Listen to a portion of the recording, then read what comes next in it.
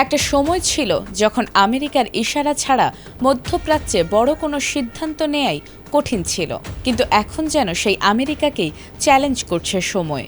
যে অঞ্চলে কয়েক দশক ধরে মার্কিন সামরিক শক্তি ছিল সবচেয়ে বড় ভরসা, সেখানেই এবার উঠছে বিস্ফোরক প্রশ্ন। ওয়াশিংটনের সেই কর্তৃত্ব কি সত্যিই শেষ হয়ে যাচ্ছে?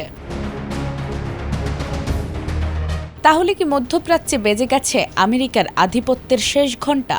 মার্কিন সাময়িকী ফরেন অ্যাফেয়ার্সের এক বিশ্লেষণে এমনই বিস্ফোরক দাবি করা হয়েছে।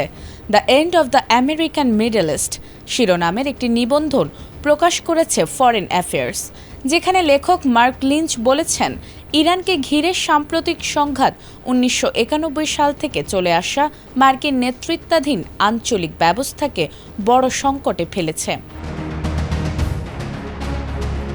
উপসাগরীয় যুদ্ধের পর থেকেই এই অঞ্চলে নিরাপত্তার অন্যতম প্রধান গ্যারান্টার ছিল ওয়াশিংটন।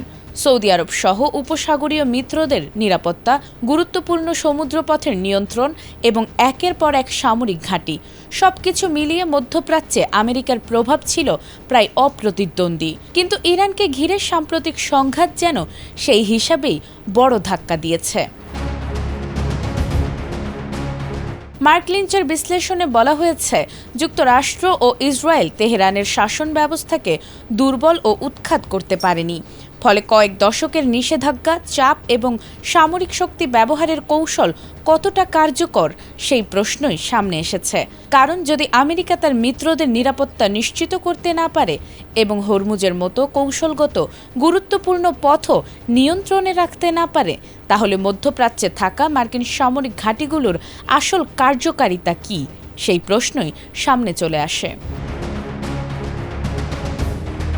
এছাড়াও ইরান যুক্তরাষ্ট্রের 60 দিনের শান্তি আলোচনা কোনো চুক্তি ছাড়াই শেষ হওয়ার পর পরিস্থিতি আরও উত্তপ্ত হয়েছে। দুবাই লক্ষ্য করে ইরানি ক্ষেপণাস্ত্র হামলা এবং সিরিয়ার বিমান ঘাঁটিতে ইসরায়েলি হামলা সেই উত্তেজনাই বাড়িয়েছে। ফরেন অ্যাফেয়ার্সের বিশ্লেষণের মূল প্রশ্ন তাই একটাই, মধ্যপ্রাচ্যে কি সত্যি শেষ হয়ে যাচ্ছে আমেরিকার সেই দীর্ঘদিনের আধিপত্য? আর যদি তাই হয়, তাহলে এই শূন্যস্থান পূরণ করবে কে, ইরান নাকি তৈরি হবে সম্পূর্ণ নতুন এক শক্তির সমীকরণ? নাজমুন নাহার জান্নাত, এটিএন বাংলা।